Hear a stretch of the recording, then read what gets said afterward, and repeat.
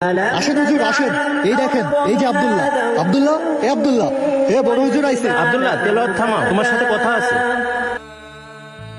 হুজুর আসসালামু আলাইকুম। আমি আসলে আল্লাহর সাথে কথা বলছিলাম তো এই জন্য যেতে পারিনি। আমি দুঃখিত হুজুর। আপনি তো জানেন আমি তিলাওয়াত করার সময় তিলাওয়াতেই মশরুফ থাকি, অন্য কোনো কাজ করি না। হ্যাঁ, সেটা তো আমি জানি, কিন্তু তুমি আল্লাহ তাআলার সাথে কথা বলছিলে মানে? হুজুর আপনারাই তো আমাকে শিখিয়েছেন আল কোরআন আল্লাহ তাআলার বাণী, আর আল্লাহ তাআলার বাণী পড়া মানে আল্লাহ তাআলার সাথেই কথা বলা। এজন্য আমি আল্লাহ তাআলার জিকিরে মশগুল ছিলাম হুজুর, তাই যেতে পারিনি। ও আচ্ছা, যাই হোক, আলহামদুলিল্লাহ। তোমার জন্য একটা সুসংবাদ আছে। আমার জন্য সুসংবাদ? কি সুসংবাদ হুজুর? কয়েকজন ভদ্রলোক তোমার সাথে দেখা করতে এসেছে। তোমার তো ভাগ্য খুলে গেছে আব্দুল্লাহ। কেন হুজুর?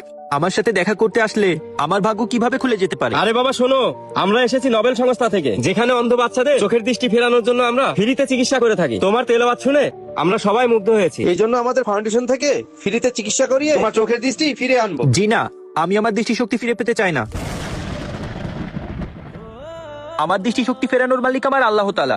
আপনারা চাইলেই আমার দৃষ্টিশক্তি ফিরিয়ে দিতে পারবেন না। আল্লাহ যদি চাইতো সে আমাকে দৃষ্টিশক্তি দিয়েই দুনিয়াতে পাঠাতে পারতো, আর সে যখন আমার দৃষ্টিশক্তি দেই না, আলহামদুলিল্লাহ আমি দৃষ্টিশক্তি ফিরে পেতে চাই না। আমি এটাতেই সন্তুষ্ট। হ্যাঁ, এত বড় সুযোগ পেয়েও তুমি একই বলছো?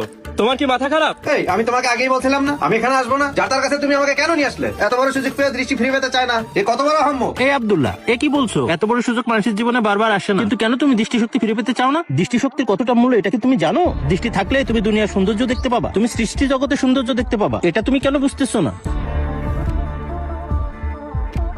হুজুর আমি আমার দৃষ্টিশক্তি ফিরে পেতে চাই না, কারণ আমি এই সৃষ্টি জগতের সৌন্দর্য নয়। আমি মৃত্যুর পরে আমার দৃষ্টিশক্তি দিয়ে এই সৃষ্টি জগতের স্রষ্টার সৌন্দর্য দেখতে চাই। দুনিয়াতে চোখ খুলে সৃষ্টি জগতের সৌন্দর্য দেখে নফসের ধোকায় পড়ে আমি আমার আল্লাহ তাআলাকে ভুলে যেতে চাই। আর কে বলেছে আমার দৃষ্টি নাই?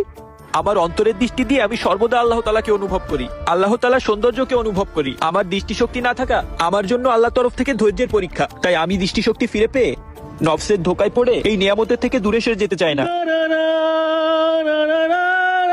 মাশাআল্লাহ, আলহামদুলিল্লাহ আব্দুল্লাহ, তোমার ইমানি শক্তি দেখে আমি হতবাক হয়ে গেছি। দৃষ্টিশক্তি না থেকেও তোমার এত ইমানি শক্তি দেখে আমি মুগ্ধ হয়ে গেলাম। আমাদের সমাজে কত মানুষ দৃষ্টিশক্তি থাকা সত্ত্বেও এক ওয়াক্ত নামাজ পড়ে না, আল্লাহর নাফরমানি করে, আল্লাহর ইবাদত করে না, আল্লাহকে ভুলে তারা দুনিয়াবি খায়েছে মশগুল হয়ে থাকে। অথচ তোমার চোখের দৃষ্টি না থাকলেও তোমার অন্তরের দৃষ্টি সবকিছুকেই হার মানায়। আল্লাহ সুবহানাহু ওয়া তাআলা তোমার মতো ইমানি শক্তি আমাদের সবাইকে দিক। হুজুর, আমি এখনই খ্রিস্টান ধর্ম ত্যাগ করে ইসলাম ধর্ম গ্রহণ করতে চাই। আপনি আমাকে কালিমা পড়ান।